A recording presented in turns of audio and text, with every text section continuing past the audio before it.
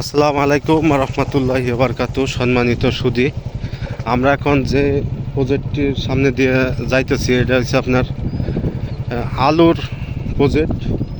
আর এখানে ডাইনে আছে যে গ্রিন হাউস, বাংলাদেশের সমস্ত ধরনের ফুল ফসল নিয়ে যেখানে গবেষণা হয়। এখানে দেখেন কত বড় আলুর এই প্রজেক্টে কতগুলো জাত আছে। মানে এটা আপনাদেরকে না মানে কেমনে বুঝাবো আমি নিজেও বুঝতেছি না। মানে এটা মুখে বলে বোঝানো সম্ভব না। তো এখানে আমরা এখন বর্তমানে যাইতেছি লতিরাজ বাড়ি একের যে প্রজেক্ট, ওখানে আপনাদেরকে নিয়ে যাইতেছি। এখানে দেখতেই পারতেছেন বাংলাদেশের যত ফুল ফসল আছে সমস্ত ফুল ফসল, বেগুন, এই যে বীজ প্রযুক্তি বিভাগ, এখানে কতগুলা জাত আছে এটা আমরা মুখে বললে আপনাদেরকে বুঝাইতে পারবো না। গ্রিন হাউসে সেটার ভিতরে আলাদা আলাদা প্রত্যেকটা ফসলের আপনার বীজের জন্য আর কি করা হয়েছে। এটা হচ্ছে ডাইনে দেখতেছেন মশলা গবেষণায়, এখানে মশলা নিয়ে গবেষণা করা হয়। তারপরে আপনার এখানে হচ্ছে এই যে আপনার শাক গবেষণা, সরিষা গবেষণা কেন্দ্র। এখানে আপনাদের সাথে শেয়ার করলাম আর কি।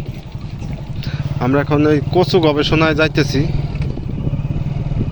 কচু গবেষণা, এই যে তেজপাতা গবেষণা, এই যে তেজপাতার গাছ, গরম মশলার গাছ, গরম মশলার খাল এখান থেকে আপনার উৎপাদন হয়।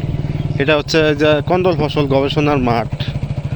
দেখতেই পারতেছেন কত বড় গবেষণার মাঠ।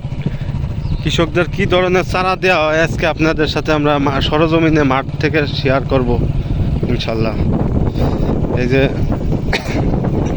এই যে এখানে দেখতেছেন মুখী কচু গবেষণা, কচু গবেষণা, আলু গবেষণা, ধান গবেষণা, পাট গবেষণা, সব গবেষণা এই জায়গায়। সরিষা গবেষণাগার। সারাদিন ঘুরাইলেও আপনাদেরকে এটা মানে দেখা শেষ করা যাবে না।